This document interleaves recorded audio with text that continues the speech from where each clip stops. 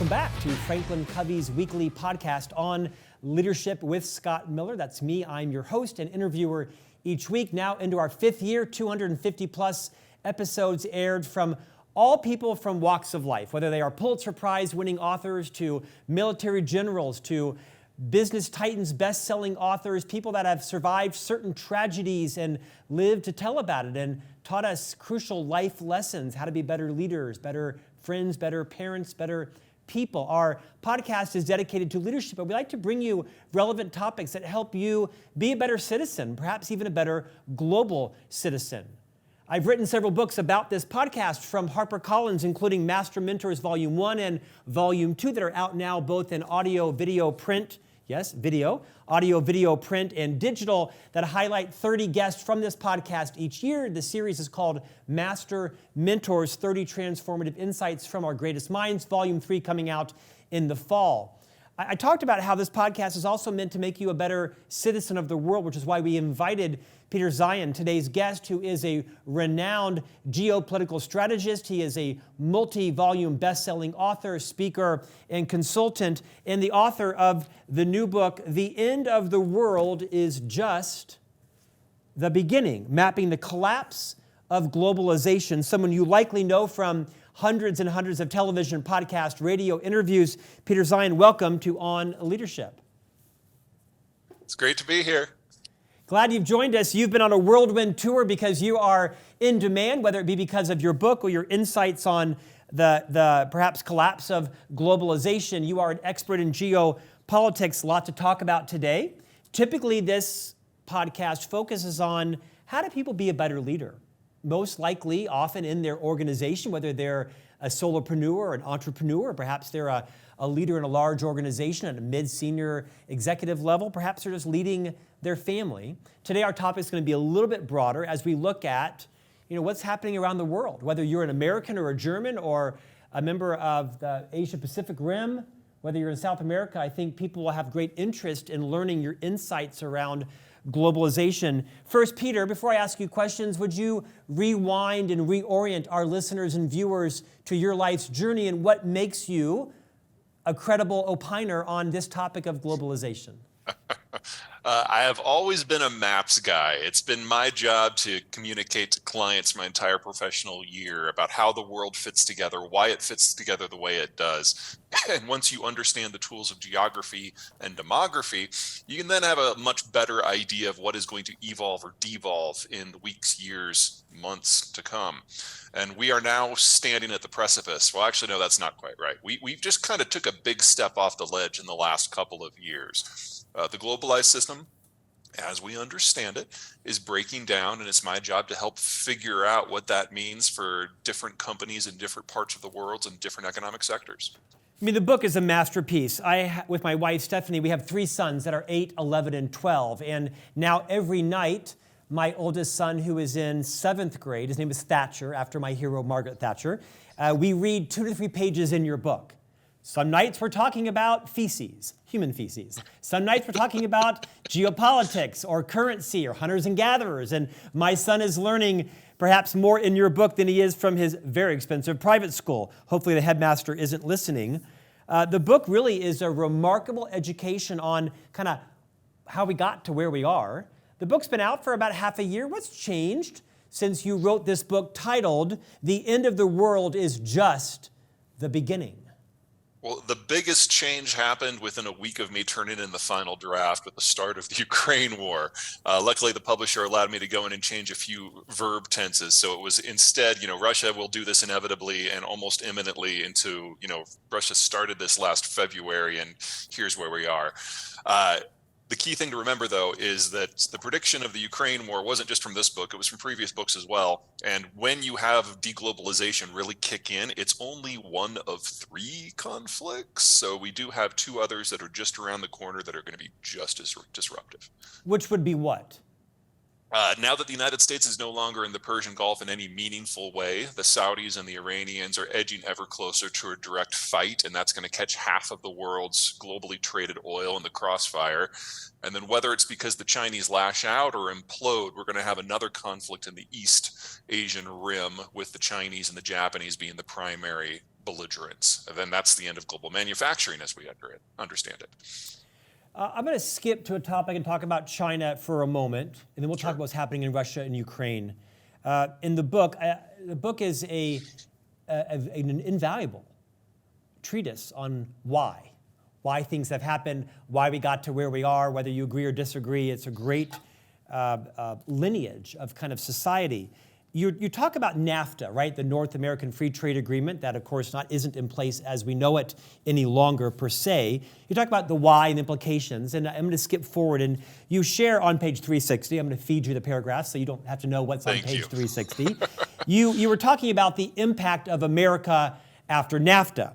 And then you pivot to China, and you say, that's not how China works. The Chinese make everything that they are technologically capable of making, using subsidies, technology theft, and diplomatic strong-arming to expand the list of products whenever possible. And unlike the United States, many of those products are for export. Put another way, the products that the Chinese make are the ones that, for whatever reason, the Americans have chosen not to make. And then you go on and talk about, Huawei and the other companies like that. And this podcast is meant to be a global podcast. I'm not pro or anti-Chinese. I've been to the country 4 or 5 times on business and appreciate much about them. I'm also not naive to know that as a global superpower, they have a very strong intent on taking their place at the top of the food chain, if you will. Talk a bit about what the world needs to know about China. And how soon do you think they're going to become the dominant player economically and militarily, if indeed that's where you think it's headed? Well, let me give you the punchline first. This is China's last decade as a coherent nation state. So we're going to be very soon talking about Chinese weakness and the effect of China's disintegration. But let me give you 3 big reasons. First of all, like that chapter that you quoted, there is nothing that is made in China that can't be made anywhere else. And because their demographics have been aging so aggressively for so long, their labor costs are now about 3 times what the labor costs of Mexico are. And Chinese labor is not as highly skilled as Mexican labor. So we've already seen the hemorrhaging out of the industrial space, most notably to Mexico and Vietnam, but some to the United States as well. In fact, the United States is competing on some of these sectors that we honestly had given up on, because now with the shale revolution, our energy prices are the lowest in the world. Our electricity prices are the lowest in the world. So we're in this weird world where the United States excels at the high end and the low end at the same time, while the Mexicans take care of everything in the middle. It's a very successful system, and it's outcompeting the Chinese on most metrics. Second, the Chinese do not have the naval capacity to push out from their own coast. Yes, they've got a lot of vessels, but only about 10% of them can sail more than 1,000 miles from the coast. And that assumes no one's shooting at them and they're going slow to save fuel. Really, the operational range for the Chinese Navy is only about 300 miles. So they can't get past Vietnam, much less to the Persian Gulf if there's an energy crisis. And then third, back to those demographics. Since the book came out, the Chinese have been updating bit by bit their census data, and they've now come to the public conclusion that they overcounted their population by in excess of 100 million people, with all of those missing millions aged 40 and under. If that is true, and I can't imagine that they'd be bad-mouthing themselves to make themselves look good. I mean, the logic of that's weird. If that's true, we are talking about the fastest workforce and population decline ever in human history. And we don't even have an economic model as a species for what will work with a Chinese system just 5-10 years from now, because they won't have enough people to do the work, and they certainly won't have enough people to consume. And that leaves them completely dependent upon whether the United States wants to import stuff from them. And it's become very clear in our politics under both Trump and Biden that the answer to that is no. Peter, what is the average citizen of the world to learn from China's abrupt change in their COVID policy, from perhaps the most draconian in the world to almost overnight some of the most liberal? What are we to learn about the trajectory of their politics and their economy and their ability to be either a pariah state or a partner in a global economy? In a word, capriciousness. Chairman Xi of the CCP has now gutted the system so wholly that there is no longer any institution within the system that has any authority aside from him, his person. The CCP is a shell of what it used to be. The analysts are gone. The intelligence officials who are intelligent are gone. He has executed or imprisoned or intimidated into silence everyone within the PRC who's capable of conscious thought. It's a one-man show now. And so policy reflects what he says on any given day, and then the bureaucrats take it one of two directions. Number one, they wait to be personally told what to do, so we get scoliosis. Or two, they're zealots and they think they're doing what he wants, and that's how you get people out in EV suits, dusting runways with virusicide in order to disinfect them during COVID. So the ability of this country to carry out functional policy is now gone. And it's down to the whims of one man with a bureaucracy that doesn't know what to do with that. We're seeing organizational failure in real time. Do you see China becoming an American ally more so in the future as the demographics and the economics of our positions change? It's something worth considering, because the whole idea of how we fought the Cold War is we created globalization to patrol the ocean so that anyone could ship anything anywhere and interact with any partner and access our market. That's how the world rebuilt itself after World War II. And that was the deal that Nixon handed to Mao himself in China in order to get the Chinese to switch sides in the Cold War. And it worked. But China's too big now, and the rest of the world is too aged now. And that deal was never going to last much longer than 1992. Honestly, it's a surprise it's lasted this long. Xi, as the leader of a one-man state, theoretically does have the power to completely change course.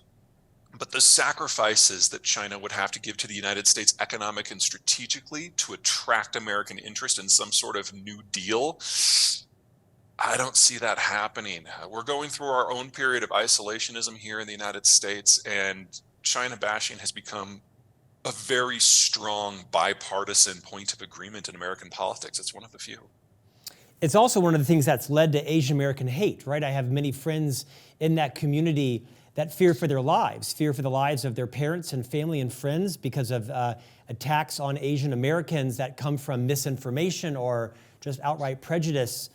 Do you see that on the rise? Do you think Americans are becoming more charitable about differentiating between enemies and our friends within our country? I mean, where would you go with that? Well, something to keep in mind about Americans, especially white Americans, is they have a real hard time telling different ethnic groups apart. If you remember back to 9/11, most of the people who were getting attacked were Hispanic because Americans didn't know the difference. So anytime you see actions by Americans in that vein, you gotta look through it. You gotta look at that very, very closely. It's ignorance. So I think that's probably a better word to use than hatred or intolerance. And one of the things we have seen that has really impressed me of late, well, let me give you two things. Number one, with the Ukraine war, American charity towards Ukraine has just caught me off guard. The degree of effort, not just by the government, but by private citizens and firms to stand with the Ukrainians. And second, say what you will about the rest of his politics. One of the great successes of the Trump administration was convincing Americans, especially conservative Americans, that Mexicans were part of the family. So we are capable of these huge leaps forward in terms of social unity, and we usually don't even acknowledge it until 30 years later. I must have heard you wrong, because my experience was not that President Trump convinced conservatives or liberals alike that Mexicans were part of our family. I would have felt like his narrative was he demonized them. He did during the campaign, and then within 1 year of being in office, he was talking about Mexicans no longer as bad hombres and drug runners and rapists, but as some of the greatest adherents to the American dream. And under Trump, believe it or not, relations between Mexico and the United States were the best they have ever been in the history of either republic. Fact is way stranger than fiction. Fascinating analysis. North Korea. How is it still the way it is? I mean, every year I tell my sons, oh yeah, it's got like 30 days left. There's no possible way this could continue. The sister is on the rise and such. How much longer will North Korea be as we know it? Okay, well, this is going to be guesswork because everyone's spies have been killed. Uh, but best guess You meaning is North Korea has killed all of the foreign spies in and around the everyone's country? spy, even the Chinese. So everyone is just kind of making an educated guess here, and more or less everyone's on the same page, but no one's really sure. So the best guess is Kim Il-sung. That's the grandfather, the guy who fought the Japanese, founded the country. When he passed on, and the power went to Kim Jong-un, or Kim Jong-il, this guy, the crazy one. Kim Jong-il was raised in North Korea on the propaganda, and as a result, it broke him, and the guy is clinically nuts. So is the entirety of the second generation. So the remaining generals from the first generation were like, oh, holy crap, we did not mean for this to happen. So they sent the whole third generation, including Kim Jong-un, out into the world to learn how it really works. So Kim Jong-un actually went to school in Switzerland. Right. And then when his father died, he comes back at the tender age of 26 to take over. And so he is dealing with an internal problem because he's got this first generation who's tough as nails and control the military. And he's got the second generation that's just batshit crazy. And so he's trying to figure out how he can winnow their ranks down without triggering a civil war. And his solution was to beat his chest a lot to satisfy them all. That got the attention of Donald Trump because Donald Trump assumed it was all about him. And that's where the whole fire and fury Twitter war came from. So he sees an opportunity. My button is bigger than your button. Exactly. So Kim Jong-un is like, tweets out, holy crap, I didn't mean for this to happen. This is not what I meant. My button's the perfect size. I'm not going to make it any bigger. And thank you very much. Have a nice day. That led to the summit, believe it or not, because Trump was non-traditional. And as soon as the Chinese found out that there was going to be a summit, they dragged Kim Jong-un to Beijing to yell at him. And when it became apparent they couldn't talk him out of it, because he was planning on using Trump as a way to balance power within North Korea, they put Kim Jong-un in a little kiddie chair, and they put Xi in his big booster chair behind his big imperial desk so he could lecture down to the wayward province. And the Chinese ate it up. They loved the propaganda. So Kim Jong-un goes back now convinced that the Chinese are all idiots, and he absolutely has to have the summit with Trump. And so it does go forward. Best guess now is that between the tete-a-tete with Trump and between the cold relations with China, that Kim Jong-un really has succeeded in getting the first and second generations under control. And he has his own little one-man show, and he is secure. And if you'll notice, a lot of the threats have died down in the last couple of years. And my favorite little bit is earlier this year, while the Ukraine war is raging, they started acting up again. And Secretary of State Blinken said, fine. We'll come to North Korea. We'll talk about whatever you want, no preconditions. And the North Koreans have been deathly silent ever since because they caught the car and they just don't know what to do with it. You've talked multiple times about sea lanes. We're going to speak about Ukraine in just a few moments. How vital is the sea still? I mean, you don't think about the Navy very much, but I mean, how vital is the protection, the military protection of sea lanes to our future existence, to commerce, to healthcare, to geopolitical balance? And who's going to win that? 3/4 of global agricultural shipments, manufacturing supply chain steps, and energy shipments travel the ocean blue. And 2/3 of all of those shipments travel the ocean blue in East Asia. Without freedom of the seas, the global system as we understand it doesn't just die, it just has no possibility of existing.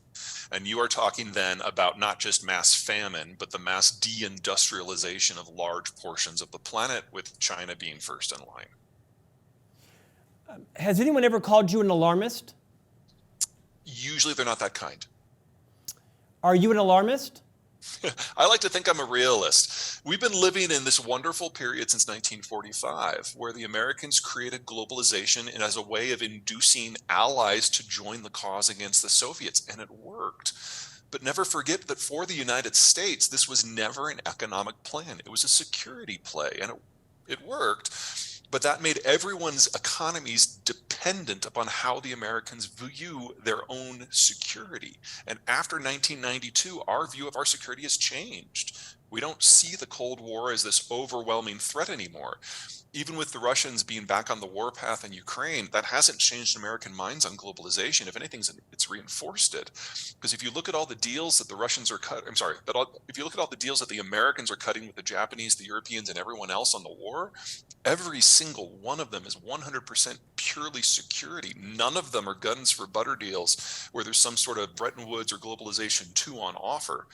In fact, every trade tariff, every trade war that Donald Trump initiated, the Biden administration has doubled and tripled down on, except for one out of over 80.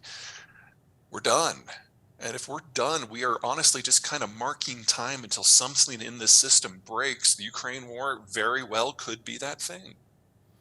From your perspective, why did Russia start the war? Assuming they started the war. Assuming they started the war. Why did Russia start the war with Ukraine? Well, Russia absolutely started the war, just in case there was any doubt there. You got to look at the Russian space. The territory that they live in from Central Europe out into Siberia is some of the world's worst farmland. You can grow one crop of short season wheat and that's about it.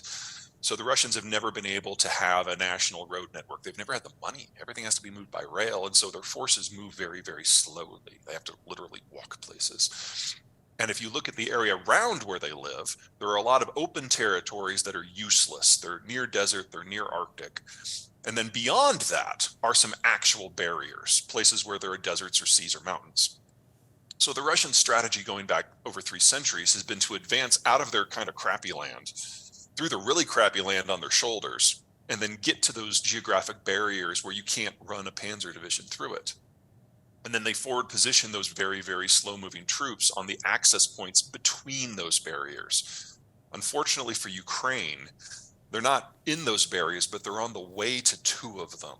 So from the Russian point of view, what's going on in Ukraine is like phase 5 of an 8-part plan. The Russians have done this multiple times in other countries in the former Soviet world since 1992. And if they succeed in Ukraine, they will push on.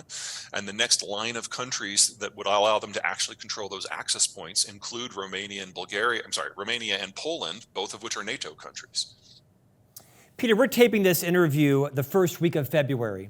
And the news will have you think in the last 24 hours that Russia is gearing up for an unprecedented offense into Ukraine. Whether it's a conscription of bodies, humans, citizens, prisoners, whether it's, working through their friendly allies that may border with Ukraine, whether it's, ground troops or air defenses, that this conflagration has yet to see its greatest horror. In the last few days, Germany and other NATO countries, including the US and Poland, have finally agreed to put, serious tanks on the ground. And in the last couple of hours, we've even heard that, a serious impact is coming. And some may just watch it on TV, but if you don't think the price of your groceries in the grocery store every day isn't a direct correlation, or the profits of Exxon or Chevron or other companies isn't, correlated to what's going on, you'd be naive. What should we expect to happen in the coming weeks and months, not just with Russians and Ukrainians, but how it impacts the rest of us? Is NATO going to get sucked into this? What is China going to do? What is India going to do or not going to do? You hear that Japan has now just gone to the UN and said, we're not going to tolerate it. Are they really like saber rattling, or do they have serious intent to help? Look into your crystal ball, my friend. What's going to happen? I was counting. I think that was 18 questions. Let me do my best. Answer them all. All right, let's start with this straightforward bit. The Russians massively outnumber the Ukrainians, and they have a lot more men to lose, and they have a lot higher tolerance for casualties. So the 2 or 3 to 1 ratio that the Ukrainians have been inflicting on the Russians in terms of casualty ratios is wildly insufficient if the Ukrainians are going to win. They need to achieve a series of mass fatality events that kills at least minimum 500,000 Russian troops in a very short period of time. That is very difficult to do. They also because of the numbers disconnect, can only win if they win on quality and, above all, mobility. And they haven't been able to do that this winter because it has been freakishly warm in Ukraine all winter. The ground never froze solid. It's still about 40 degrees today on the 1st of February in Kiev. And that means that all of the fields are not frozen solid, they're mud. And the Ukrainians can't maneuver in the mud, so they can't use their superior mobility in order to encircle, cut off, and dice up the Russian troops. This is buying the Russians times to reinforce. They've started a second, what's the word I'm looking for here, mobilization. And by the time we get to May 1, which will be spring and mud season will be over, the Ukrainians will have more troops with more training and better equipment, but the Russians will have thrown an extra 500,000 men into the fight. So we're going to find out very, very soon, certainly before the end of June, which of these battle strategies is going to be more effective. And the numbers absolutely favor the Russians. Because remember, unless the Ukrainians can inflict 8-to-1 casualty ratios, they still lose. But if they can pull that off and completely break Russian military power, then it's game on. We will know by mid-June just who's going to win this war. Now, step 2, the impact that this has on all those economic issues you were bringing up. The Russians are a major producer or processor of any number of industrial and agricultural materials that just don't have good substitutes anywhere. On the agricultural front, potash is the most important one. In terms of industry, I'd say chromium and nickel are probably near the top because you can't make steel without them. All of this stuff has been maintained, all this infrastructure has been maintained not by the Russians, but by Westerners who are no longer there. A lot of the industrial infrastructure dates back to the 60s, and we are already seeing industrial accidents that are so big that they can't be seen from orbit. They can be detected from orbit because the explosions are so big. It's happening in energy and natural gas. It's happening in agricultural production. It's happening in chemicals. So whether it happens in 3 months or 3 years, we need to count on most of the industrial materials that the Russians send to the rest of the world going away, regardless of who wins this war. And that makes a lot of things all very difficult for a lot of other players. Because the global boycott, if you will, the sanctions will maintain in perpetuity regardless of who wins this war? I think that's safe, but the Russians are losing the ability to produce it anyway. So even if you're willing to go around the sanctions, and a lot of these products like, say, nickel or potash, they're not under sanction. It's just people refusing to use them. And now they're going away. Fertilizer output from the Russian space is already down by 20 to 40%, which depending on which nutrient you're looking at. This is something the world is not ready for. If we really are going to reindustrialize the United States, we need a lot of steel. If we are really going to electrify everything, we need 4 times as much nickel and 10 times as much lithium. We can't do that normally. We've never, as a species, been able to double the volume of any material that we were already had in use within a decade, and we have to do it for 14 things for the Green Everything program. And we're going to now do it without the Russians. So we are looking at significant corporate breaks in terms of the supply for a lot of basic materials. The ones I'm most concerned about by far are those fertilizer materials. We were very lucky in 2022. Farmers the world over had great weather, and everyone had a backup fertilizer supply in their back pocket. That's gone. And Mother Nature is never that nice 2 years in a row. So this is probably the beginning of a significant year of food shortages on top of the industrial shortages. Peter, is the world going to allow is the world going to allow Russia to win the war with Ukraine? Not according to the US president, by the way. Well, you remember that first week of the war when that giant convoy was moving south from Belarus to Kiev, and we thought it was all over on like day 2. And then on day 4, it stopped because they forgot fuel. And on day 7, all the soldiers walked back to Belarus because they also forgot food. Everyone I know in NATO kind of came to the same conclusion, that the Russians don't know how to fight. It's not that they've forgotten the lessons of the Soviet period. They've forgotten the lessons of the Tsar. They're almost starting from scratch. And if you put NATO up against the Russians directly, you're going to get 1,000-to-1 casualty ratios. And that made no one happy. Because if the Russians can win in Ukraine, We know they're coming for Poland and Estonia and Latvia and Lithuania and Romania, and those are NATO countries. But and they're then we will not. have that They're direct not coming clash. across those countries. NATO isn't going to allow that. Ukraine's Right. not a NATO member. But if we get that, if Ukraine loses and we get that head-to-head Russian-NATO fight, we know we will wipe the floor with them. But the Russians see this as a fight for their existential existence, and they will use every card they have. And The Russians see that, or Putin sees that? The Russians. There have not been protests in Russia, not just because the propaganda has dug into the Russians. He has more support than the West thinks he does. A lot more. There's not a challenge to him from within. And if you think back to the first mobilization, 1 million men fled the country. There were no protests. The Russians are broadly in favor of the war. They would just prefer not to fight in it. How much money did you invest today in cryptocurrency? -0. Talk to us about the sustainability of the crypto markets. Let me hit this from a slightly different angle, knowing that I'm just going to get a lot of hate mail no matter what I say. We have been living in a capital bubble for the last 10 years because the baby boomers, kids have moved out, but they hadn't yet retired. And that put a lot of money in a lot of things and a lot of things to happen at a faster speed than they would have otherwise. And whenever you have a big capital bulge, a lot of strange stuff happens. The last big capital bulge gave us the financial crisis and subprime. Before that, we had the economic expansion that led to the oil shocks. I see crypto is wrapped up in this bubble. And now that the money is going away and crypto has to stand on its own, it's failing. It's failed and kind of come back and find its place. It's now like a pariah currency, or it'll find its right mix amongst our lives. I don't see any use case for crypto whatsoever. I detect some ambiguity with that. Can you clarify your statement there?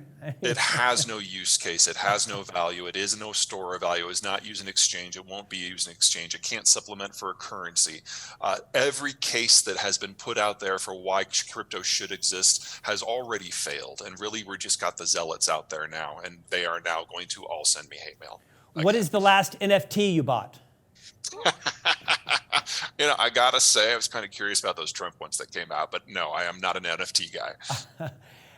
Talk to us about the metaverse. Oh my God. Yeah, sorry, I'm not a creeper. I think it's more deep than that. Tell me, what? Thanks for the levity and drama. What do you need most people to know that they don't know about how the world really works? Globalization allowed us to farm things out. Everyone focused on what they did best and most efficiently, even if they were tilting the balance like the Chinese did with subsidies in order to make it happen. That meant we've got sprawling supply chains that around the world. Most manufacturing processes, especially in electronics, touch at least a dozen different countries. We now have to unwind all that. And we have to put it on a more stable system with shorter supply chains that are closer to home. And NAFTA is well set up to do this. But this transition period means we have to double the size of our industrial plant in just 5 years if the goal is to still have the products that we're used to today. That's hugely inflationary. But think about what it means. Doubling the size of the industrial plant, having locals produce products for locals, partnering with the Mexicans and the Canadians to make it happen at scale. This is going to be the greatest economic growth in the history of all 3 of the NAFTA countries. And when it's done, we will largely be immune to international shocks because all the work will be done here. This is a good story, but it's not a straight road from here to there. Are you kind of suggesting that you've mapped the collapse of globalization? I mean, it just seems intuitively to me that the global economy is necessary for all countries to thrive. But I think it's essential. Geography's hard. Most countries don't have a geography that's particularly economically rich. And in the or politically protective, like the U.S., right? Right. I mean, in the pre-globalized world, unless you had iron ore and steel and food and oil, you'd never industrialized. With globalization, now you only needed one, or just a bunch of labor that you could use to buy all of it. Globalization made the world safe for civilian corporate traffic the world over. You take that away, and you're now trading on your own internal market, your own security environment, your own economic geography, and the world we're going to go to is going to have a lot more in common with the 1840s than the 1940s, because everyone is industrialized and modernized, but they're dependent on products coming from half a world away that just aren't going to be there. Now, if that's a car, that's bad. If that's wheat, that's worse. Peter, you would suggest that as a civilization, we're entering a time of maybe unrecognizable military conflict with supersonic missiles and nuclear capability. Who knows what Iran has? Who knows what North Korea has? What's it going to look like in the future? I am concerned about a series of brushfire wars as countries try to take matters into their own hands. But a lot of the countries that we've been convinced of that are significant long-term threats, most notably China and Iran, really are the countries that are going to suffer the most from globalization's fall. They really do need American overwatch in order to make sure that they can import and export. And without that, they are utterly incapable of managing that themselves. I interviewed Ray Dalio, of course, the billionaire investor and prolific writer of history, right? How he's made his money is understanding patterns of humankind. His books, I think, are extraordinary. Ray talks a lot about, kind of the arc of power, right? The Dutch and the British and the Americans. Do you see America's superiority sunsetting? Not anytime soon. What Dalio got wrong is the reason that these countries did well in the time frames that they did is that their geography matched up to the premier technologies of the day. So as before deepwater navigation, the most powerful country was the country with the best maritime internal transport system. That was Ottoman Turkey. But then deepwater navigation kicked in, and so the center of power shifted over to Iberia because they were on the end of a peninsula, and it was easier for the Portuguese and the Spanish to push out through the water and conquer the world than to go through Europe. Eventually, that technology migrated to places that could use it better, like the Brits. And then the Brits developed industrialization, and industrialization allowed them to bring a gun to a knife fight for a century. But then that technology moved to an area with better capital density that could use it better. That was Germany and the United States. So it's not that he's wrong about those arcs, but it's not like they have a use-by date. It's a question of what the technologies of the day tend to be and which geography can use those best. I am, at the moment, not convinced that the digital age is a fundamentally sufficient break from the industrial age to trigger something new. But even if it is, something to consider that 90% of all the silicon that goes into all of the world's microchips comes from North Carolina. Other than the burgeoning pile of cash under your mattress, what are you excited about? Well, it's not in cryptos and it's not in NFTs. It's definitely not in crypto. It's not in stocks of, Russian companies. So what are you excited about? I mean, I'm bummed that globalization is ending. It's created the best period in human history. But I'm really excited to see what's next, because if you've got North America really fundamentally remaking itself in less than a decade, that is going to change the American story and the Mexican story and the Canadian story. And that's going to take us some unpredictable ways. Hopefully, most of them are going to be good. And on the back side of this, after everything cracks apart, fast forward 10, 15, probably closer to 30, 35 years, and we'll probably have a better battery system and we'll have a better transmission system. And then we can go back out in the world and basically remake it from the ground up. It's a great time to be alive if you're in the right spot. If you go missing, who did it? Oh, definitely the Russians. Peter Zeihan, thank you for joining us today. Your book is a New York Times bestseller. The End of the World is Just Beginning, Mapping the Collapse of Globalization. I appreciate your clarity and point of view today. I think you've given us all a lot to think about. The book is a masterpiece. My son and I are enjoying reading it, learning a lot about, civilizations hundreds of years ago and why we are where we are today. I appreciate your gift of time and investment in our listeners and viewers today. Thank you, sir. Not a problem.